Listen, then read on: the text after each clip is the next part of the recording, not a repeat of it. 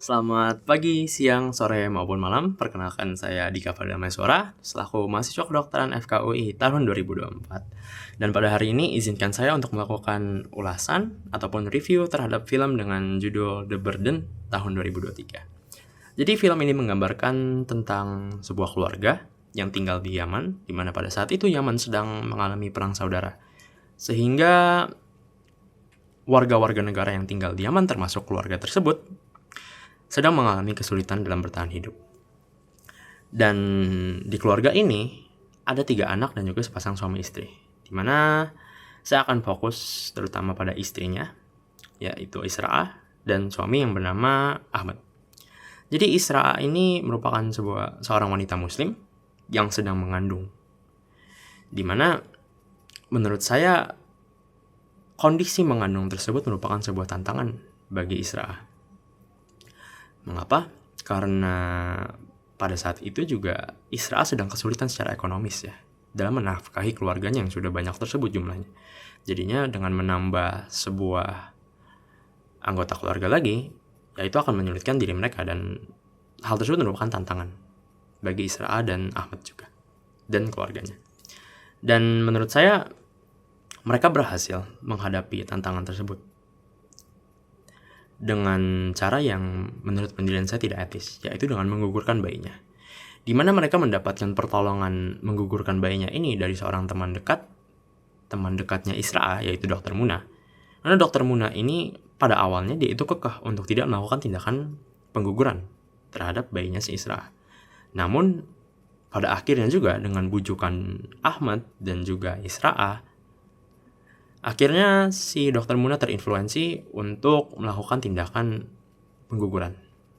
Dan juga ditambah dari video rekaman seorang imam besar yang mengatakan bahwa bayi dengan umur di bawah 120 hari itu tidak apa-apa apabila dilakukan pengguguran.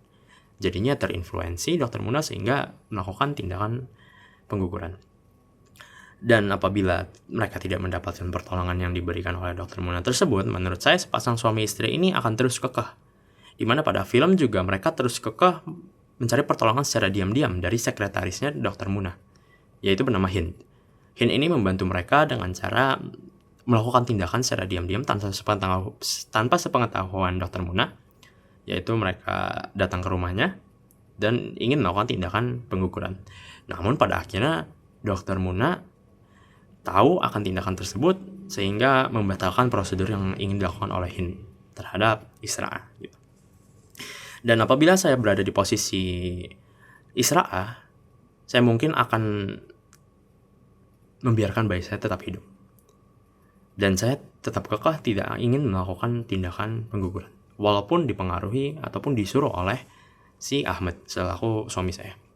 Dan saya ingin mencari pertolongan yang ditawarkan oleh keluarga maupun teman dekat saya, yaitu dipinjamkan duit, mungkin agar hidup saya ini berjalan lebih smooth, lebih lancar akibat pertolongan yang ditawarkan oleh teman dekat maupun keluarga saya. Dan juga teman dekat dan keluarga saya ini juga menawarkan Ahmad, suami saya, untuk mencari pekerjaan yang lebih layak. Ini mana Ahmad ini berprofesi sebagai supir angkot dan juga wartawan TV yang belum mendapatkan gaji, sehingga banyak teman dan keluarga yang menyarankan untuk mencari pekerjaan yang lebih layak. Dan apabila saya berada di posisi Dr. Muna selaku profesi dokter, saya tetap kekeh tidak ingin melakukan tindakan tersebut. Dan menurut saya Dr. Muna ini sudah cukup empatis terhadap bayi yang ada di kandungan Isra'ah. Dia pada awalnya tidak ingin melakukan tindakan tersebut, sehingga ingin mempengaruhi si Isra'ah dan Ahmad hingga rela datang ke rumahnya untuk mengatakan bahwa tindakan ini tidak baik gitu, tidak boleh.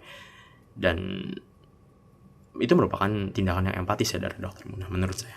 Dan juga tindakan yang dilakukan oleh Hind ini cukup simpatis, di mana Hind mendengarkan permintaan pertolongan dari Ahmad dan juga si Isra'ah untuk menggugurkan bayinya, namun dengan niatan tidak ingin menolong. Hanya saja karena upah yang ingin diberikan Ahmad dan juga Isra'ah, sehingga dia ingin melakukan tindakan yang disuruh.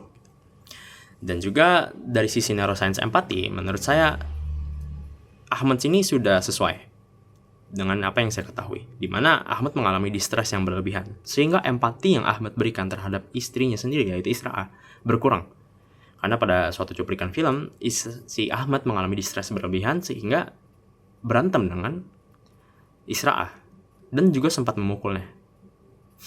Jadi empati yang diberikan terhadap Ahmad terhadap istrinya berkurang jauh karena distress yang berlebihan. Dan juga sesuai tindakan Milgram pada tahun 1970, di mana si Ahmad bertindak sebagai pihak yang otoriter terhadap Isra, Ahmad ini ya menyuruh Isra terus-menerus, sehingga Isra ya tidak memiliki sifat empati maupun terpengaruh ya sifat empati terhadap kandungannya tersebut. Yang dimana akhirnya setelah disuruh berkali-kali oleh Ahmad, Isra berubah pikiran untuk ingin ikut menggugurkan bayinya.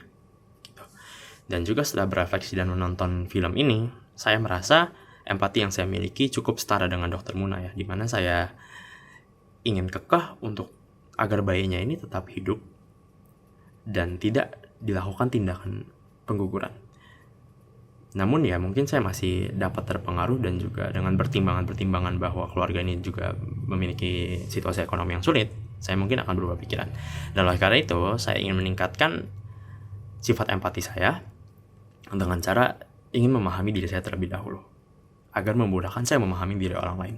Dan juga saya ingin meningkatkan banyaknya interaksi dengan orang lain, sehingga saya mampu memahami orang dengan latar belakang maupun sifat yang berbeda.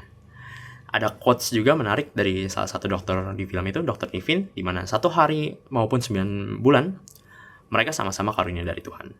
Menurut saya, hal tersebut merupakan quotes yang sangat menekan untuk tidak membunuh suatu makhluk. Karena mereka sebuah karunia, jadi jangan membunuhnya demi keuntungan pribadi. Terima kasih.